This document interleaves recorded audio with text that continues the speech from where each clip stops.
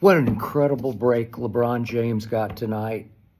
I actually was happy for him because I was fearing for him, having lost 12 of his last 14 Laker playoff games, having faded and failed in fourth quarter after fourth quarter after fourth quarter, having played third wheel to Luka and AR all year long, and now no Luka, no AR.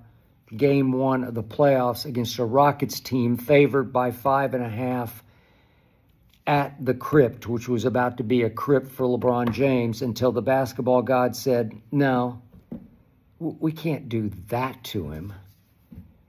And not long before tip-off, I think I heard it on Amazon Prime, halftime of the Knicks game. Wait, Kevin Durant is out tonight with a bruised knee. He was listed as questionable, but I thought, oh, come on, it's playoffs. Kevin's just going to go. He's been LeBron's nemesis. Remember those 2 game threes back-to-back in the 2 NBA Finals, in which Kevin Durant, having left Westbrook behind in Oklahoma City, I applauded it. He's year 10. He says, I got to go win a ring. I'm going to join forces with those guys, with Steph and Clay and Draymond. And did he ever? Back-to-back game threes at LeBron's house. Kevin just took over in LeBron's face and just snatched 2 rings right out from under him that he was going to bully ball win from a Steph Curry, the way they'd come back from 3 games to 1 down. And I thought, oh, God, Kevin's going to do it to LeBron again. I know it's age 41, year 23. I got it. But LeBron has played at an extremely high level all year, average 21. And yet, with no Kevin Durant, I mean, the Rockets with Kevin Durant sometimes look stale and stagnant on offense because they don't have a point guard. Fred VanVleet still sitting in civvies over there, trying to mentor Shepard and whoever's trying to handle the basketball. Şengün, for that matter, is their kind of point center, leads them in assists, and yet they just shrink up and fade out. Without Kevin bleeping Durant, they got no shot. And so LeBron comes out in the first quarter and surprised me a little bit because he went back to his old maestro orchestration role that he used to play pre-Luka. I thought he would shoot and score a little bit more, but he had 8 assists in the first quarter, and I'm tweeting, man, go for it. NBA playoff record for a game is 24, shared by Magic and John Stockton back in the day. And I thought, LeBron, just go for it. I've always said generational passer. Much better passer than shooter. He's obviously a great scorer because he's the longevity king. And he can attack the basket like nobody's ever basket attacked. Ambidextrous, 6'9", 270, whatever he is. And I thought, okay, LeBron, play bully ball with these guys. They do bully on the offensive boards, but they don't. You saw what he could do to Eason down low when he got him isolated, solo balled him, bully balled him. Can't stop him. But he had 8 assists in the first quarter, and I thought, God, just do that then. Go for broke. And he wound up with 13, so he had 5 over the last 3 quarters.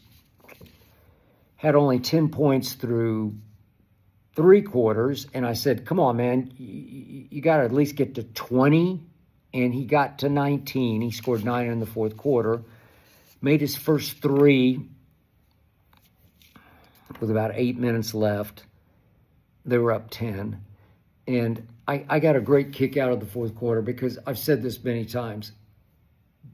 There's nothing more amusing to me than LeBron playing with a lead. Sometimes it can be amusing when they're way down and he plays the whole fourth quarter just to stat stuff. But this was fun for me to watch because they're up 9, 10, 11, 12, 13.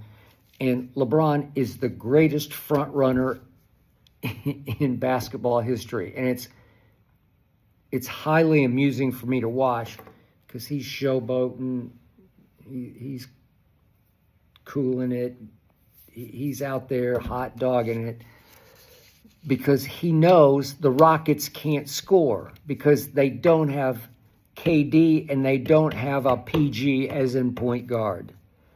So he fires away and made his first three of the game with 8 minutes left. Remember, this year he shot 31.7% from three. 31.7.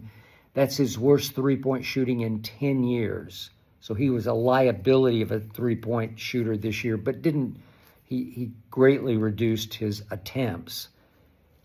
And yet he made one. And the crowd goes crazy like the blind witnesses out there, the LeBron apologists and defenders, that they actually, through social media, try to make him out to be a great three-point shooter when he's always been, for a superstar, a lousy three-point shooter, and certainly an even lousier free throw shooter. So what happens?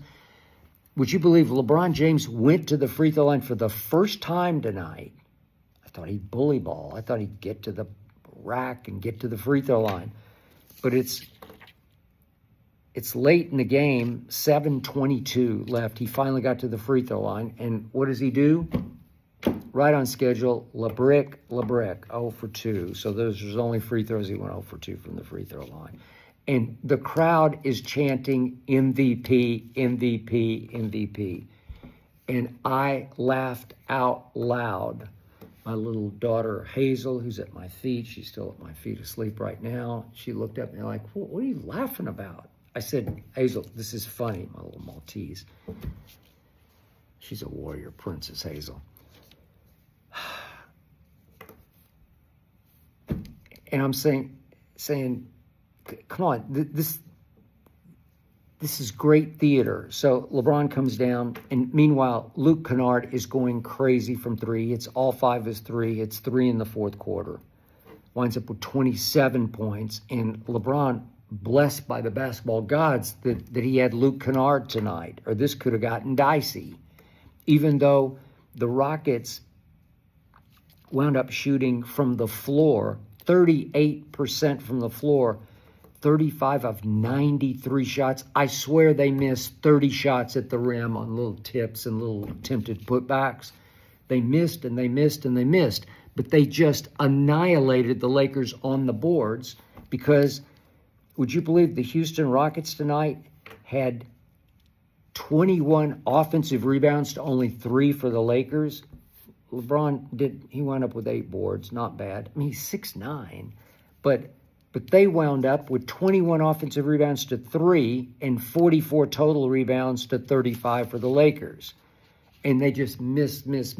They got nobody who could make a shot. Şengün was lost tonight. Most of the Rockets were lost tonight. Shepard made a couple bombs, but just they were lost tonight. If some of those little shots, if they have a night where they go in, we could be having a really sad, different conversation. But LeBron down the stretch, he goes around Amen Thompson and heaves up a lefty prayer, and it goes in. LeBron's looking at his left hand like, I did that with my left hand. Hot dog showboat. Way to go, LeBron. Great front running. Highly entertaining. That crowd had to be entertained. Then he makes another fall away over Amen, LeBron, to put them up 14, and he's running down the court going, it's just funny to me. I love to watch him front run because he does it better, more theatrically than anybody's ever done front running. And finally, at the bitter end, he breaks completely free for a right-handed layup to get him to 19 points. And I stood up and just applauded. Lakers 107. They scored. Houston scored late to cut it to 98. 107 to 98. So it's a 9-point game. The Lakers should have won this game by seriously 20, 25. Seriously. And yet I posted a video a day ago about how Ime Udoka, my favorite coach in the league, had just challenged LeBron in a game back in 2023 out here, and I'm in Southern California, Los Angeles, obviously.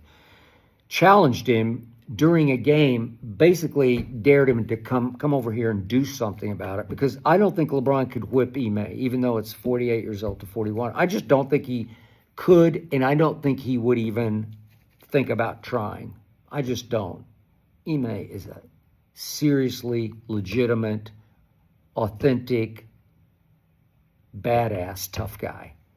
LeBron not. LeBron more of a lover than a fighter. Wants everybody to like him. That's his biggest problem. Jordan, no. Jordan didn't care who liked him. Just going to slit your basketball throat. But Ime called out LeBron, called him a bitch, said quit bitching, quit acting like a bunch of bitches out there. And then basically said, what are you going to do about it? You coming over here like you're going to do something about it? Loved it. And then recent game, as it was ending, Lakers up big. Ime is screaming down the floor, down the sideline, at J.J. Redick to put Bronny in the game. He says, put that little bitch in. And I posted the video just because I feared for LeBron, and I hoped that this would push his mad buttons, because in its past, when mad buttons get pushed, God, he just goes off on people on the basketball court. I was trying to give him some ammo, some rocket fuel, anti-Ime rocket fuel, and he didn't play like that tonight. I didn't see any of that. I just thought he was going to need it until, wait, KD's in street clothes with some kind of bruised knee that he suffered in practice? I don't know. But all I know is that the Lakers won game one. It was hard to watch until I got such a kick and was wildly entertained by LeBron's front running in the fourth quarter. But it was fairly poorly played on both sides. The Lakers just turned it over like disastrously. But they're up against a team that couldn't cash, couldn't take advantage. So, LeBron, you survived. You dodged. You got the biggest break from the basketball gods and Kevin Durant that you've gotten in a long, long time in a playoff game, with the onus and the spotlight on you. This was your game to win or lose. Without Luka, without AR, you're thrust into the primary role, the number one role, and you got away with it because Houston's without really their two best players in Kevin Durant and Fred VanVleet. LeBron, I just appreciate you. You really amused me down the stretch. You greatly entertained me down the stretch, and I can't wait. I know I got to wait 3 days now for game two, but this is going to be very interesting. I'm pretty sure Luka will play game two. I don't think Austin Reeves will, but I think Luka will play game two, and I'm pretty sure Kevin Durant will play game two, and LeBron can go along for a ride this time, but it's going to be very interesting. I'm not writing off the Lakers. I'm just writing off the winner of this series, because you get the booby prize. Whoever wins this gets to go to Oklahoma City and play the Thunder. And whichever team goes is going to go home quickly.